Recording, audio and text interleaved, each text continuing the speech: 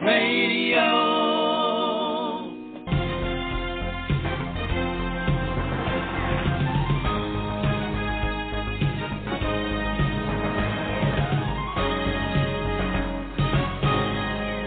Hello and welcome to Our Kind Voice on Employment, Opportunity, and Innovation. I'm your host, David Levins, and one of the things we like to talk about on this show is how people employ their time to make our world a kinder, more connected place. And what better way to employ our time than to help to feed hungry children? And that's exactly what our guest tonight does. Claire Bloom is the founder and manager of a nonprofit organization called End 68 Hours of Hunger. Claire's a returning guest, and she's our first guest ever to make a second appearance on the show. Each time we have a great guest on, we say, we've got to bring you back. And we finally have actually done that. The first time we had Claire on, we drilled down into the details of what her organization does.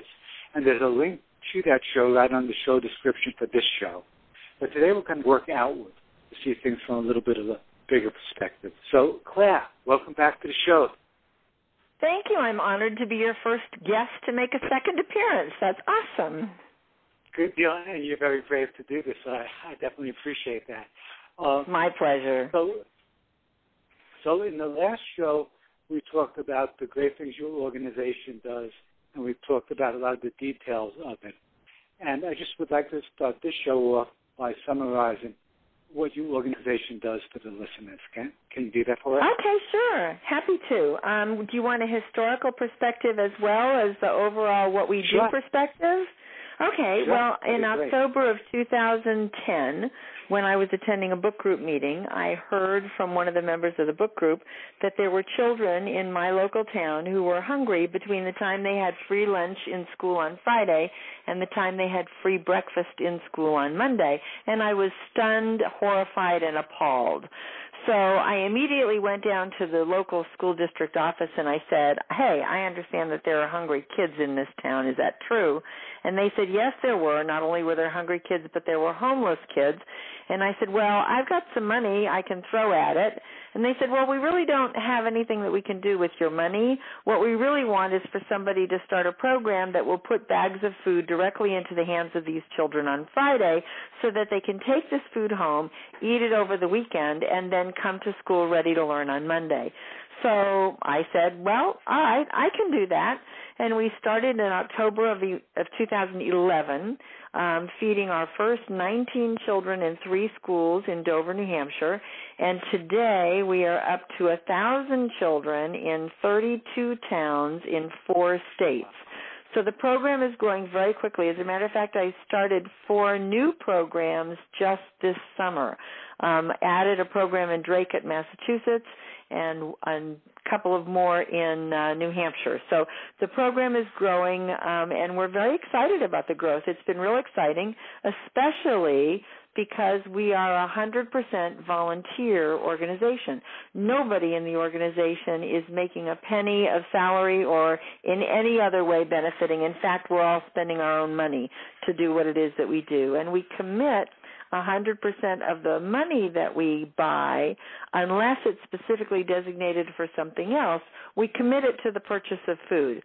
So we're making the best bang for the contributed dollar that I think any agency anywhere is doing. Well, it's a very, very focused effort, and I appreciate that. And the link to our first show where we kind of dug into the details of what your organization does is right on the show description for this show. So if anyone wants to find out more about the details, you can also listen to that show. But for this show, we're going to kind of take a bigger perspective. Now, you were kind of an outsider to the school district. Why do you think it's easier for an outsider to start a program like this than for someone who actually works at the school? Well, in particular, if you're talking about the school system, you are talking about people who, in my opinion, are overworked and underpaid.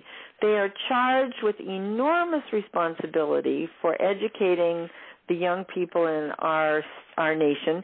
But more than that, they're also charged with teaching them moral values, teaching them ethical behavior, monitoring their medicine, monitoring their behavior, monitoring their emotional needs, monitoring their psychological needs, and all of this in a system that only has these children for a few hours every day and then sends them back into whatever environment they came from to come back the next day all supercharged up with either good learning-oriented behavior or potentially could be bad learning disabling behavior. So I think that's one issue, that whenever you go to the school system and you try and ask the school system to do yet one more thing, they simply close their eyes, close their ears, and say no.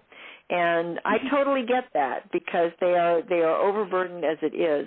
In fact, we had an interesting situation occur not too long ago where we were trying to get a program started in a school district and were meeting a lot of resistance. And it wasn't until months after the program actually got started that I had the opportunity to go back and say, hey, help me understand what the resistance was at the beginning.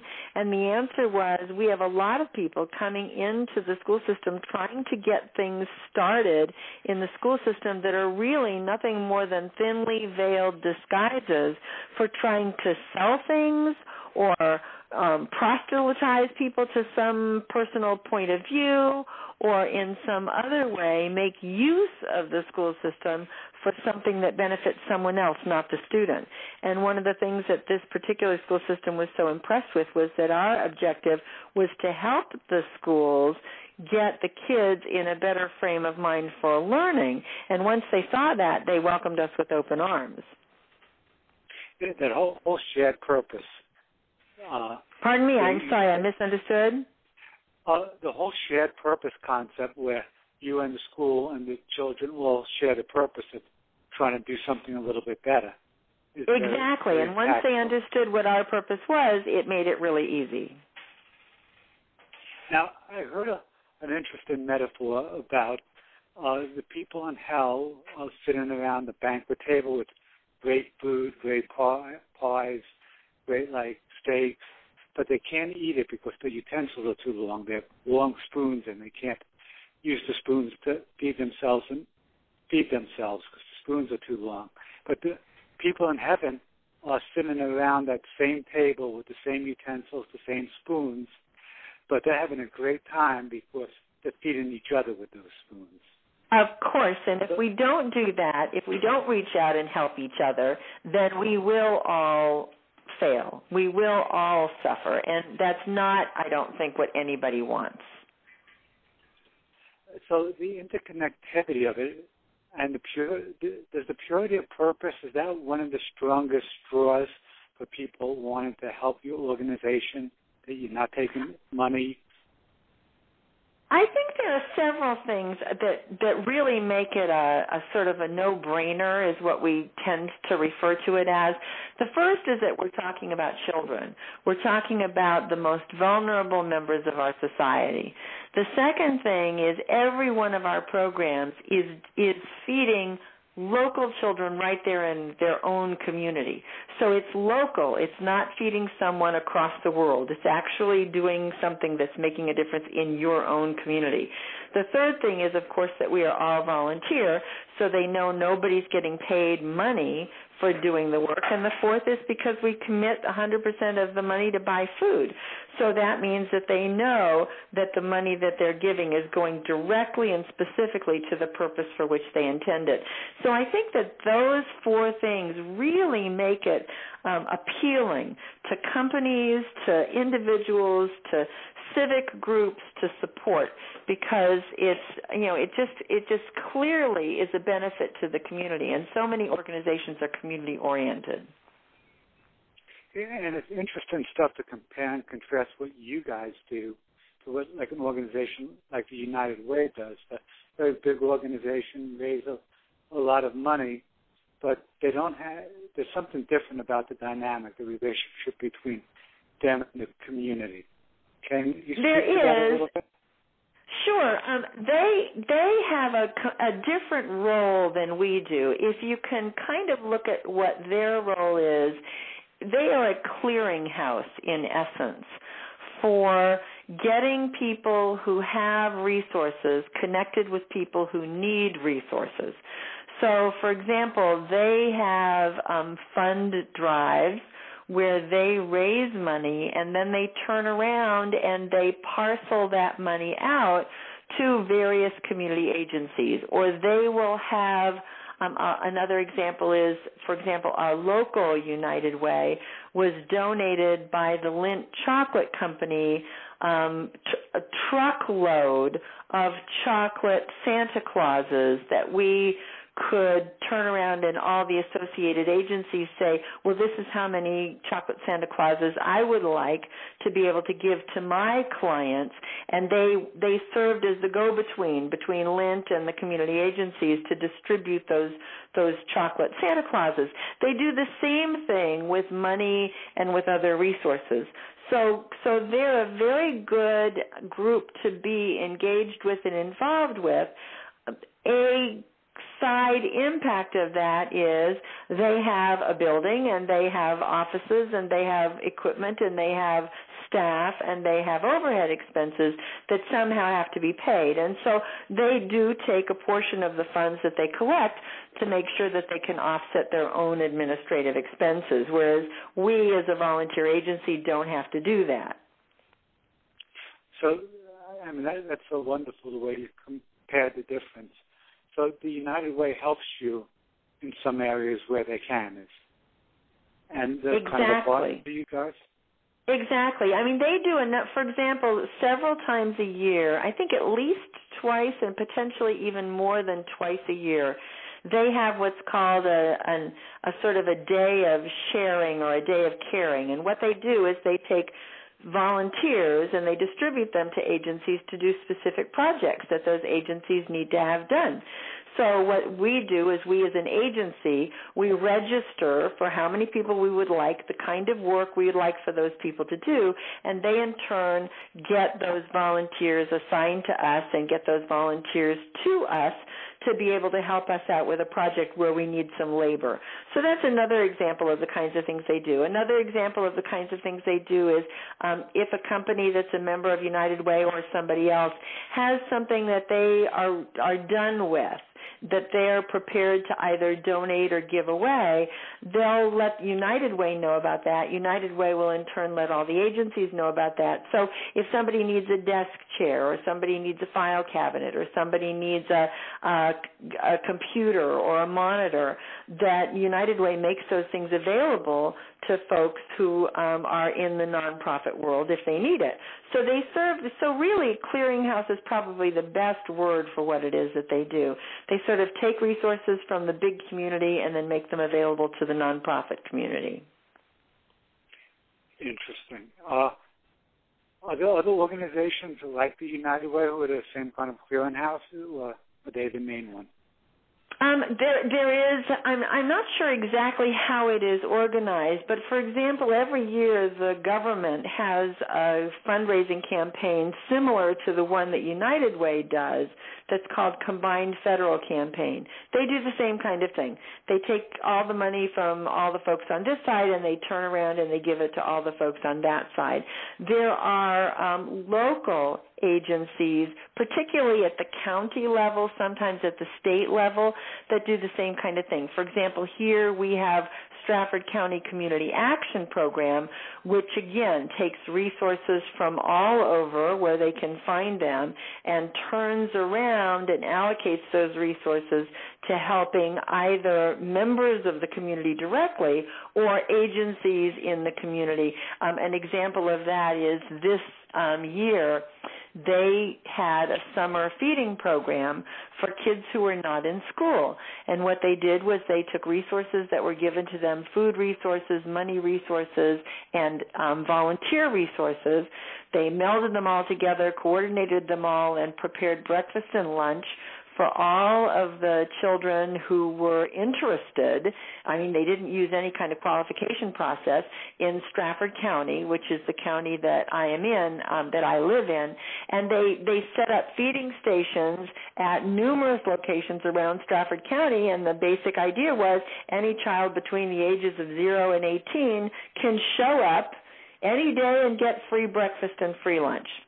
So that's a local county agency. Again, it's funded agency.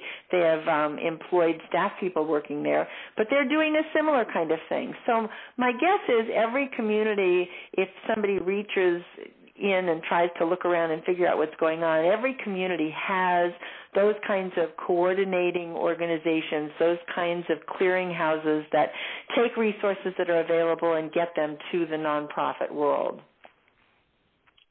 And this is very interesting stuff. We need to take a short break, and we'll be right back after this message. Hi. We're not sorry we missed you. Your call really isn't that important to us. But if you leave your name, number, and a brief message, a computer will record your voice, and a tiny red light on our phone will flash until we cover it with a piece of tape. Bye now. What are you really saying to the customer who can't reach a real person? Help your business rediscover the lost art of human interaction with Ruby Receptionist, the virtual receptionist that does what no voice machine or ordinary answering service could ever do.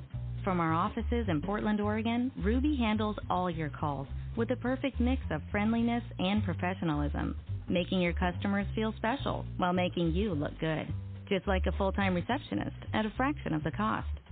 Try Ruby free for 14 days. Visit callruby.com, or better yet, call us, 866-611-RUBY. Hi, I'm Tiffany with Friends from Home. Did you know that every year roughly 40 million Americans change their address? That's almost 13% of the U.S. population. Many of them move from one coast to the other and for many different reasons.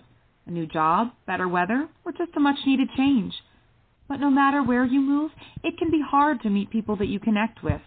That is what Friends from Home is all about. Find a community of people in your city that are from your home state or country without having to friend request strangers. You can also find events to meet people you'll have more rapport with.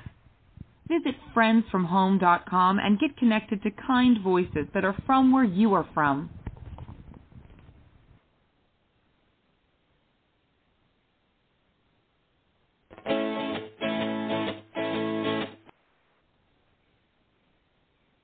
Kind Voice Radio. And welcome back to Kind Voice on Employment, Opportunity, and Innovation. I'm David Levins, your host, and we're talking with Claire Bloom of N68 Hours of Hunger. If you'd like to join our conversation, call 347-850-8907.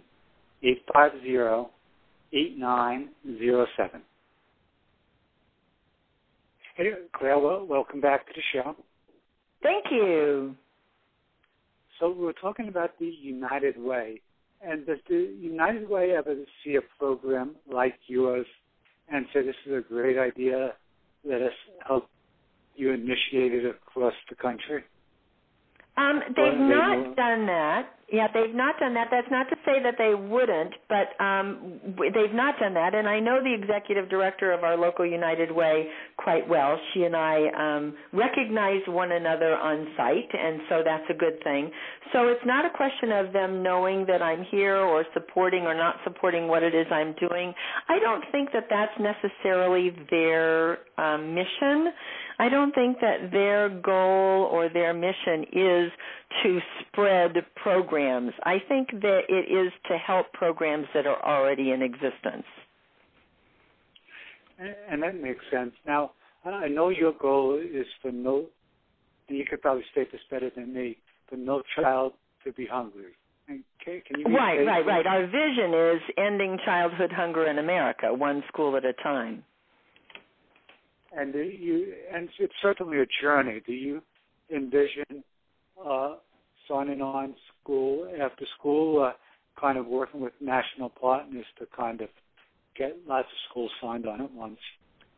I would certainly not be averse to working with a national partner, but the problem is that adds bureaucracy. And while I am certainly no stranger to bureaucracy, nor am I necessarily not an advocate of bureaucracy, I think that there is a certain amount of effectivity that gets lost when you increase the bureaucracy. So one of the things that we've done very successfully is to keep our model very simple so that really there is virtually no bureaucracy. There is, for every program starts in a town. So a town is sort of where a school is the lowest common denominator of the program. It's the schools in a town where there's a program. So there's a program, and the program is run by 2 program coordinators. And those 2 program coordinators do virtually everything that needs to be done with the help of volunteers that they recruit in that town. And so they have a couple of reporting responsibilities to me, but other than that, they are pretty much independent. And so there's no real bureaucracy to get in the way of what it is that they're trying to do. So, and that's wonderful to keep things simple, because simplicity is really the way to make things grow without any friction of bureaucracy. Now, if somebody's listening to this show, say in Duluth, Georgia, and they think it's a wonderful idea and want to start a program in Georgia, in Duluth, how would they do that? Well, I'm going to give you the little answer, and then I'm going to give you the big answer. The little answer is you go to our website, www.end68hoursofhunger.org, and you click on the tab fourth from the left that says FAQ, and it tells you, in essence, everything you need to do to start a program. But I'm going to tell you what that is so that in case a listener is interested, they'll know. It starts again at a town level. So let's say somebody in Duluth, Georgia says, oh, my God, I'm listening to this woman talk about kids who are hungry on the weekends, and I'm wondering, do we have any kids who are hungry on the weekends? And so come tomorrow morning, they pick up the phone and they call the district superintendent or the school superintendent or whatever the person's positional authority is in the school system that basically governs what happens in that particular school district, and says, I just heard a radio show last night, and I heard that there are hungry kids in some towns that don't have any food on the weekends. Do we have any kids like that? And they will be told, well, yes, we do. And so then is where the rubber meets the road, and they say, well, I need to do something about this, like I did. Or they say, well, I hope that somebody will do something about this, and maybe they'll talk about it, and maybe somebody will decide to talk about it. But that's where it starts, where somebody hears that there are hungry children in their community. And then they find a partner, somebody else who is equally interested, and then they follow the directions on the website, which are to first find a space that they can use to store and pack the food for the children. And basically it needs to be between 300, depending on how many children they're talking about, between 300 and 800 square feet of space can feed between 50 and 200 children. And they find that space, donated space, and then they talk to the school system and they say, okay, we've got this idea.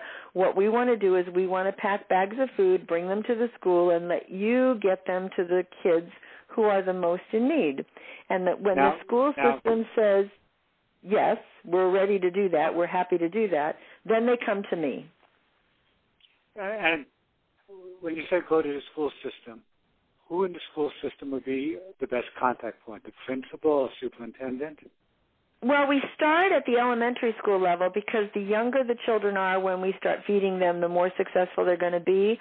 So I would start with the principal of one elementary school in your town, and I would just simply call the principal of the one elementary school, ask to meet with the principal and with the school nurse and with the guidance counselor. Those are the 3 people who are the most involved on a day-to-day basis with these kids who are hungry, and then simply present the End 68 Hours of Hunger model, which is what we want to do is at no cost to you, no nothing to you, we want to bring you bags of food that you can give to those children who are most in need on Friday afternoon so that they can take that food home and have food to eat on the weekend.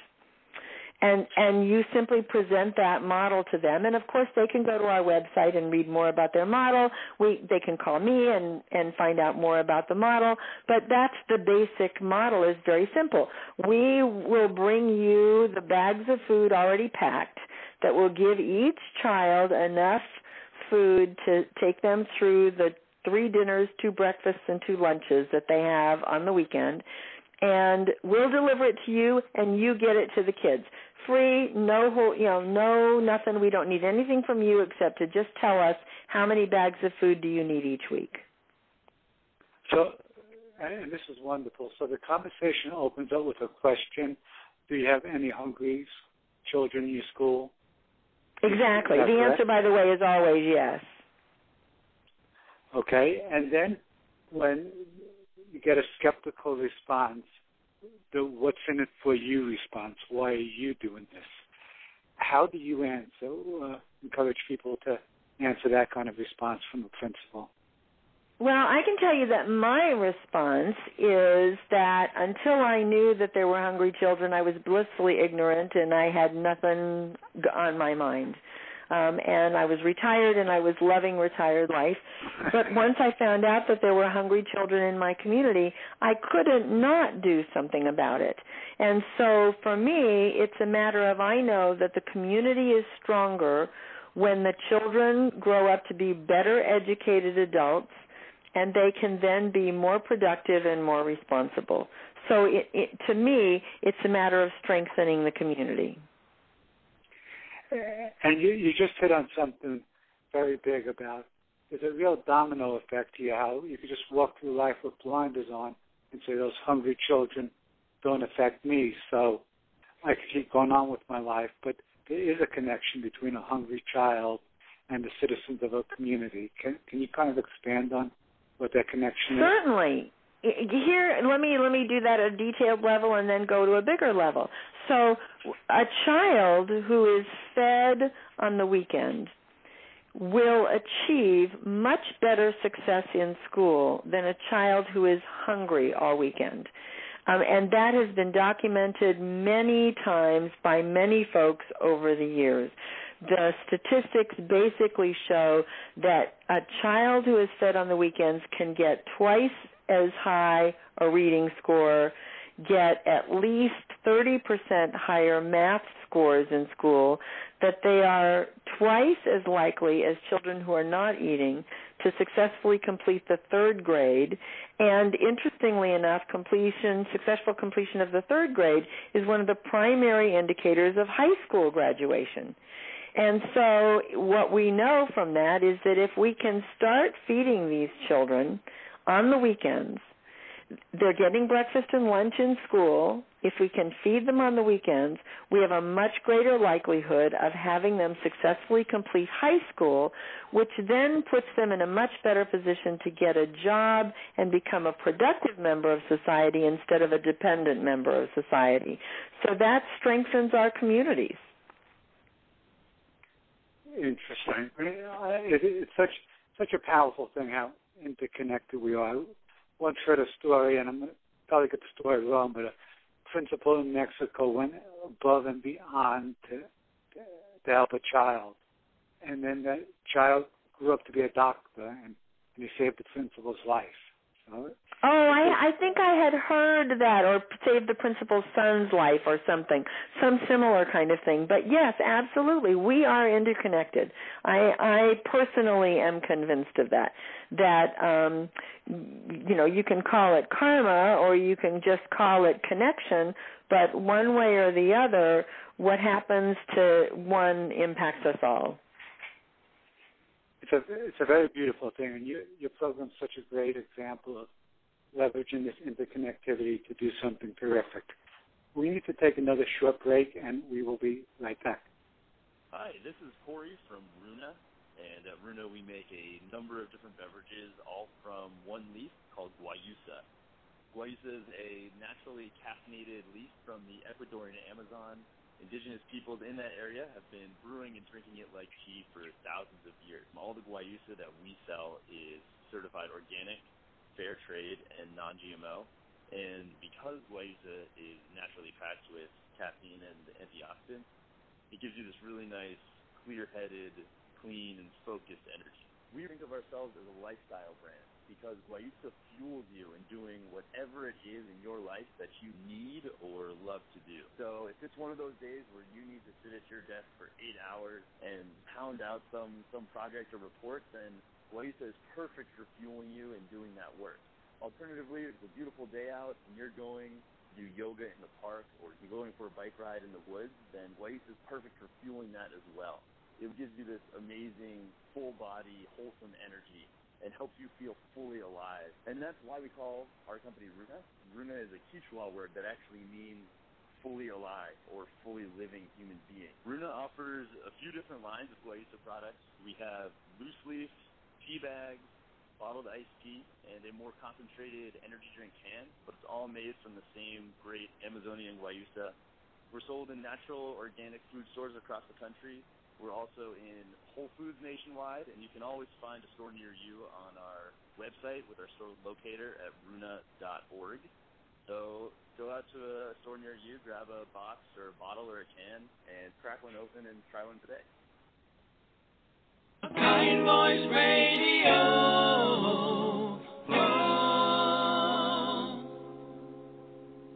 And welcome back to Kind Voice on Employment, Opportunity, and Innovation. I'm David Levins, your host, and we're speaking with Claire Bloom of the End 68 Hours of Hunger. Claire, we were just talking about people starting off a program. Now, the people start programs, do they need to use their own money, or do some of them find partners in the community to donate all the things needed to run a program like this? Well, good question. The fact is that we have some sponsors who have donated money to us that is specifically designated to help start new programs. So we've got our 2 program coordinators, and we have this empty space. So somewhere along the line, we have to get shelving and bins into that space. As long as my money that's designated for that purpose holds out, then I can provide shelving and bins for the space. And hopefully people will continue to designate donations to that specific purpose. Typically, I will apply for grants or apply for funding and say this funding is specifically to start new programs. And then a portion of that money that's designated to start new programs, I will also give to the group to sort of start their bank account. But once that happens, they need to do their own fundraising, and they need to be self-supporting. And what are some ways they do their own fundraising? Oh, my gosh, my program coordinators have been unbelievably creative about how they've done fundraising. Obviously, the big money is going to come from local companies that have an interest in what it is that's happening in their community, and local civic groups that have an interest in what's happening in their community. So we have had sponsors from companies that have been national companies, that have been international companies, and that have been local companies. To name a few, Bottom Line Technologies is an international company. They became our first charter sponsor this year as they donated money to establish an endowment fund to ensure that should there be an economic downturn, we can continue operating. Lonza Biologics did a golf tournament for us and raised $34,000 for us. Liberty Mutual has an incredible program where their employees designate a portion of their salaries to go to a specific charity, and then Liberty Mutual adds another 50% to that. So Liberty Mutual, in addition to giving us grants, has also been hugely supportive of us. Little Harbor Charitable Foundation, Somersworth Hyundai, Somersworth Nissan, car dealers, hospitals, different charitable trusts have all been hugely supportive, and that's really where the big dollars come from. But the other kinds of fundraising things that happen besides the obvious things like golf tournaments, road races, things like that, local restaurants will pick a night, and it'll be End 68 Hours of Hunger night, and they'll donate a portion of their profits from that night to End 68 Hours of Hunger. Other kinds of things that happen is that a Boy Scout troop or a Girl Scout troop will do a food drive and collect peanut butter and jelly, for example, to support the program. Or the PTA will have a tuna fish drive and try and get a bunch of cans of tuna fish for us in order to be able to help support the program. So it can be everything from the biggest to the smallest. Then in addition to the funds that come from actual fundraising activities, there are people who hear about what it is we're doing and make donations. Everything from a one-time single donation of $10 to a $10 a month donation to a $40 a month donation, which will support a child. The bags of food that we provide cost us $10 a week, so $40 a month will support a single child through the school year. Or they may support a child for a year with a $500 donation. And so we get everything from one-time donations to recurring donations. I've got one lovely young man who sends us $25 every payday. I've got a older woman who sends us $10 every month. I've got people who just give us funds on a regular basis, recurring donations. So we attract people from and companies and organizations from the big to the little, and are grateful for every single one of them. Wow, it's a very cool story. Now, I mean, the cause is great, and how you're going about doing it is great, but we talked in the previous show about you serving in the military. I believe you're an officer in the Navy. Is that correct? Yes, I retired from the Navy in 1998. So, obviously, military operations have a totally different purpose, but a very, very precise things in military operation. Do you apply that kind of precision to your operations at the various schools? I do, absolutely. As a matter of fact, it was, to a great extent, my military training that allowed me to develop the model for the program and have it be simple, but at the same time powerful. And so that model, which is not necessarily, the military, please don't get me wrong, doesn't try to make anything particularly simple, but the ability to be able to concisely and specifically define the requirements and the actions necessary and the procedures in a very simple to understand form, and then replicate that from one place to another place to another place to another place. And that's something that while the military might not do it in a simple manner, the military is very good at doing. And that sort of logical, detailed, methodical, systematic thinking is one of the skills that I developed in the military that led me to develop this program and have it be successful. That's very, very interesting. So people who, you recognize the need with the hungry children, lots of other needs out there. People who've recognized needs reached out to you to kind of use what you're doing as a model for them to build organizations to address their needs? Not particularly to address other needs. I'm very open to sharing the model that I've developed with anybody. So, for example, there was a woman who called me from a town in Florida who said, hey, we've got hungry children here. We'd like to feed them. We're not sure how we want to do that. Do you mind sharing your operations manual with us? And I said, no, of course not. So I sent it to her. And then she and I had a lengthy phone conversation, and she said, well, I think what we'd like to do is we'd like to do the same kind of thing that you're doing, pack bags of food, deliver them to the school, and have the schools get them to the children, but we don't want to be an end 68 hours of hunger. We want to do that within the framework of our church organization where we're already doing other kinds of things like that. And I said, hallelujah, go for it. My only concern is that kids get fed.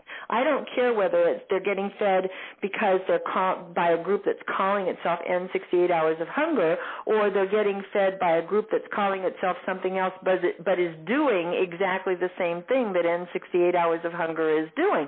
I don't care one way or the other. All I care about is that kids are getting fed. Excellent. And it's so wonderful that you're willing to help out in any way possible. If they want to start an End 68 Hours of Hunger chapter, that's terrific. If they want to do something similar, you're there with them as well. You bet. You bet. So that's a wonderful thing. Now, conversely, you mentioned the military and the precision and the procedures. Are there other organizations that you've taken things from, ideas that help you build what you're doing with End 68 Hours of Hunger? Oh, certainly. For example, in the very, very beginning stages when I just found out that there was a hunger problem in my town, I did a lot of research on the Internet to try and find out who out there was feeding kids. And interestingly, I found a lot of organizations that are feeding kids, but there isn't any kind of way to join with them. In other words, they're local efforts in a local community that are feeding kids locally without any mechanism to replicate that nationally. And I decided from the get-go, that I was going to make it simple, and then because I made it simple, it's able to be replicated.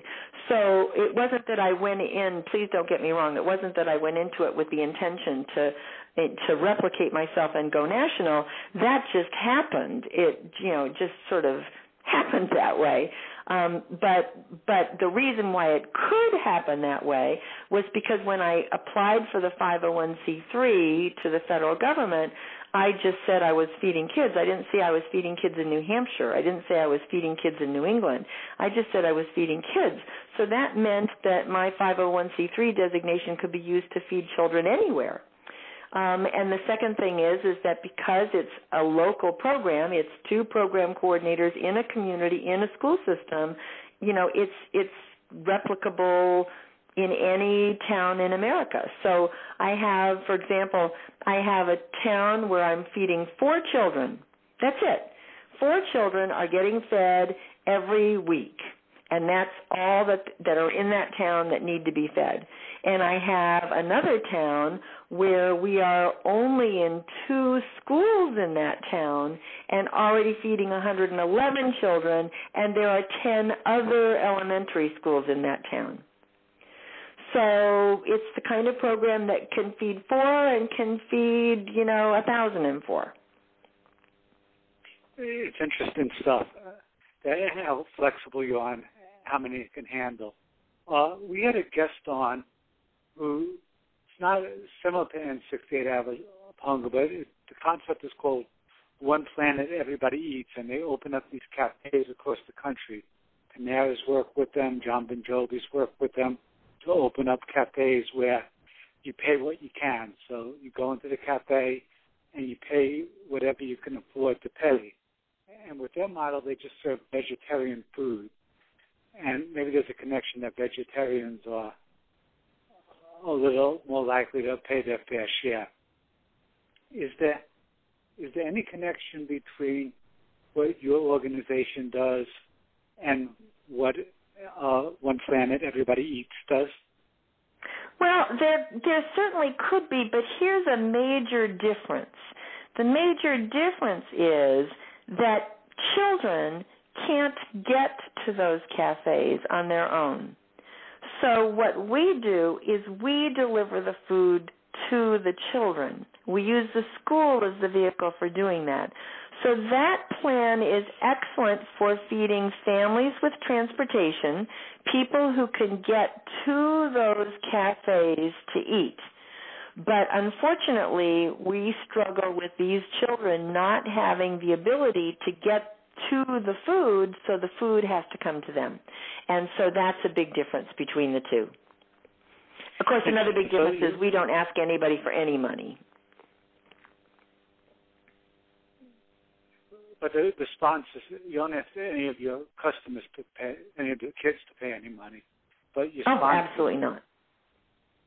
Your sponsors pay. Of course, yes. We collect money from a lot of different sources to use to buy the food that we use, and most of it is bought. 75% of it is bought food. Did you have any interesting conversations with sponsors? Any interesting back and forth on how they could help? A lot of people have asked us, what do you need most? I had a recent conversation with somebody who I'm not exactly sure the organization that he represented because it was anonymous, and so he didn't tell me what organization he represented. But the fact is that he called me and he said, your organization has come to light. We want to talk a little bit about what you need, what your needs are, and so. If somebody says to me like that, what do you need, I'm happy to lay it out. At the moment, and here's an example of where we're at. Each child, the bag of food for each child is $10. If we're feeding 1,000 children, that is $10,000 a week that we need to raise in order to continue to feed these children. So we are feeding them, in some cases, through the whole 52 weeks of the year, in many cases through the school year only, because the school system isn't operating and therefore we don't have a way to get the food to the kids in the summertime. So that's a minimum for that 1,000 children of $440,000 that we have to raise, either in funding or in the equivalent value of food. So that in itself is a pretty daunting task. Now, the fascinating thing about it is that so far all of our programs are in the black and all of our programs are doing very well.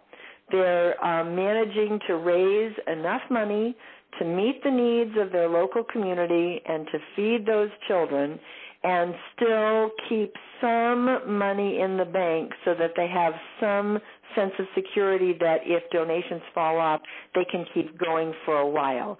Now, what their recourse may be is they may have to reduce the amount of food that they're sending home or send less expensive food home, but that they know that all my programs have money in the bank and can keep going. Wow, that's impressive how it's so well run, because, that's a big piece of the puzzle.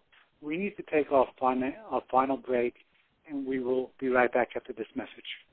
Hi, this is Tim from Team Trivia, and I really hope you're enjoying your weekly Team Trivia questions. The good news is the fun isn't limited to a kind voice. We have live shows all over the country where you can put all your knowledge of random or weird facts to use. It's completely free to play, and the best part is that there are great prizes. And if you're in charge of planning your company's holiday party or diversity training seminars, give us a call with an impressive resume, including the Atlanta Braves, the Home Depot, and Delta. We can handle any corporate event needs for you. If you're in the Atlanta area, check out teamtrivia.com. For all of the regions, go to playteamtrivia.com. And call 1-866-5-TRIVIA when you want to book us for your next event. And be sure to mention you heard this ad on a kind voice. He went without food, not to lose weight, but to help people lose generations of hate. While many around him rose up with violence, he sat down for peace. When others used religion as an excuse for war, he used it to remind them of love. Mahatma Gandhi made the world a far better place by reaching out with the strength he cultivated within his soul. So, pass it on. From the Foundation for a Better Life at values.com. A kind voice.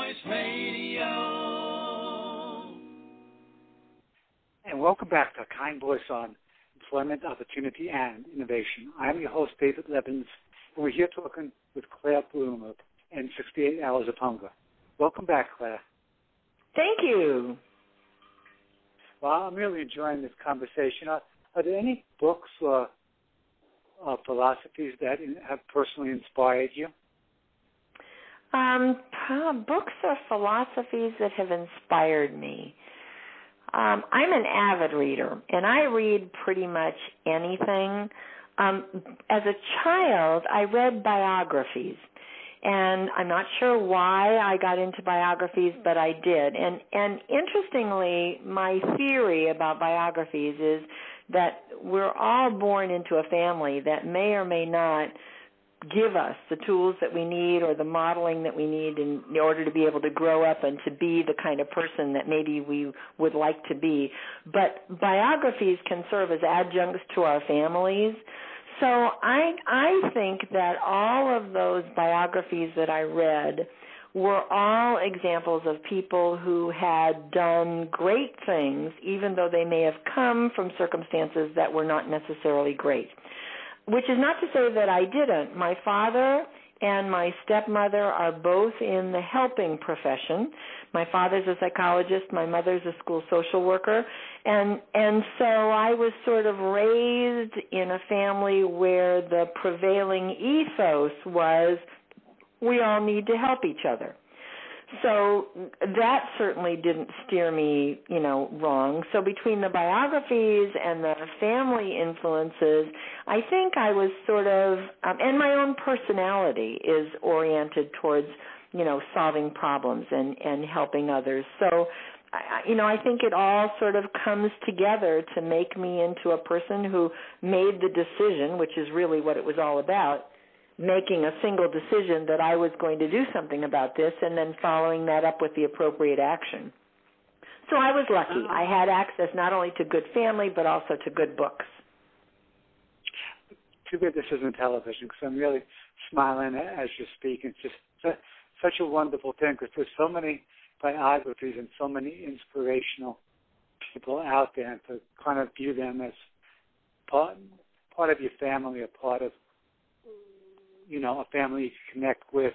It's a very powerful concept. I'm always taken back by Pope John Paul II, how after he was shot, when the first thing he did is forgive the man who shot him, and there's a very nice picture of him in the jail cell with the man who shot him. And it's just very inspirational somebody can be that strong. Are there any particular biographies that you could speak to that really inspired you? Well, interestingly enough, most of the biographies that I read were biographies that I read when I was a child, and there was a series of books about, for example, Dolly Madison and William Baden-Powell, and people who just did all kinds of extraordinary things. Louis Pasteur. Just all kinds of extraordinary things. And I can't think of one in particular that influenced me more than another. I will say this, I am a committed Christian, and so, the Bible and the story of Jesus, and not only that, but the Old Testament stories of the leaders in historical times are all examples of folks that, I'm not saying we should do everything that they did because some of them were not very nice people, but at the same time, that God can use somebody who is not perfect to do a perfect thing. Interesting, because very few of us are perfect. I don't know anyone who is. Exactly. You are now an author. You wrote. I am.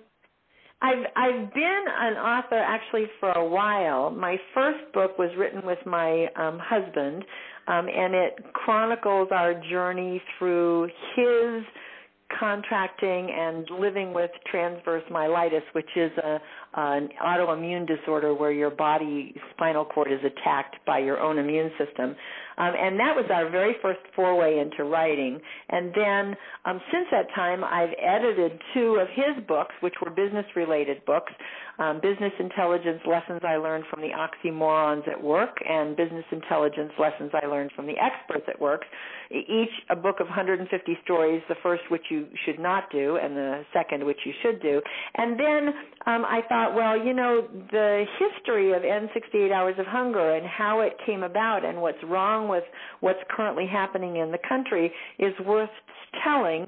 And so I made a decision to sit down and write the book, End 68 Hours of Hunger, which is now available on Amazon. And I'm very pleased with how it came out because it chronicles basically the story step by step of how I went from being a retired person who hadn't worked for 9 years to suddenly running this organization where I have 650 volunteers feeding 1,000 children every week.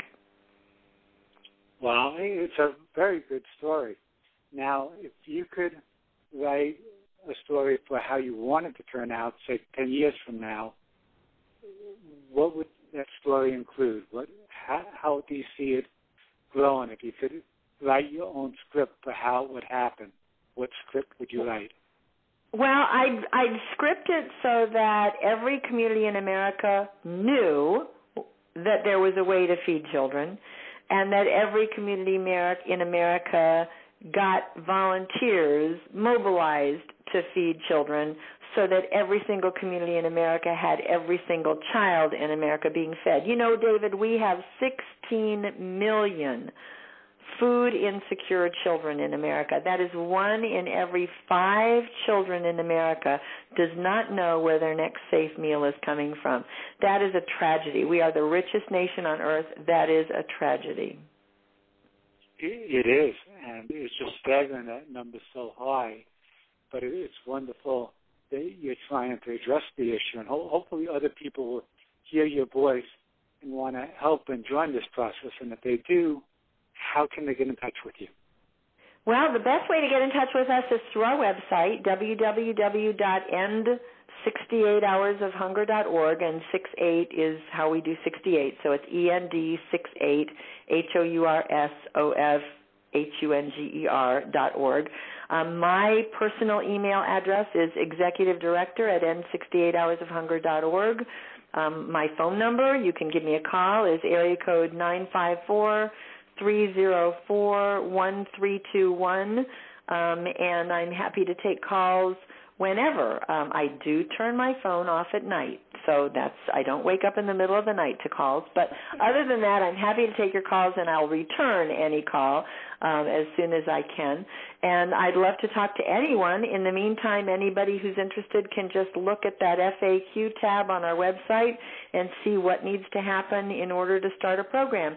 In fact, we've developed a videotape series that teaches you on video everything that you need to do because we knew right away that I was not going to be able to travel across the nation to help people start programs.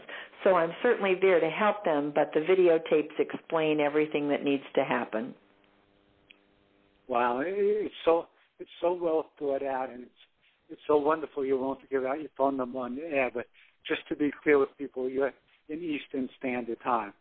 Yes, so, thank you for saying that. Yes, I'm on the East Coast. It's been such a joy having you on the show. So thank you so much for all the great work you do and for joining us tonight. Thank you, David. It's been a real pleasure. Good deal. Have a good night. Thank you. You too. This episode of A Kind Voice on Employment, Opportunity, and Innovation. I'm David Levins, asking you to go out and use your kind voice to make a positive difference in somebody's life. I hope you all have a terrific night.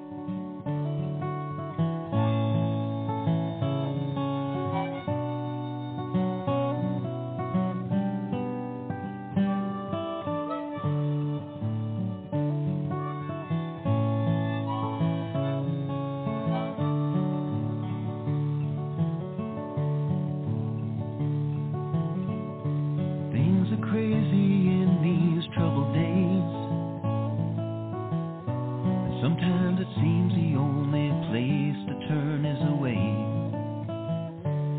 that moment you can throw away the fear, 'cause someone else can be just what you need to hear. With a kind voice, a few kind words, an open ear for when you need to be heard, a warm heart. You can make that choice to find a kind voice.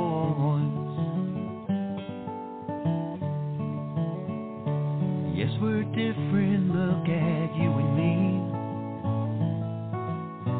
Both have questions, both have answers, both have needs.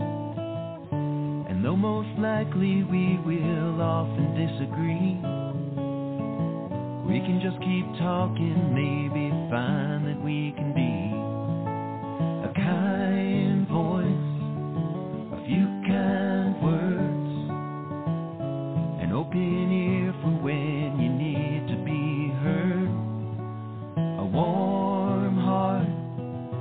We can make that choice to be a kind voice. There's nothing wrong with reaching out when you need. I'll be there for you, and maybe you can be for me. With a kind voice,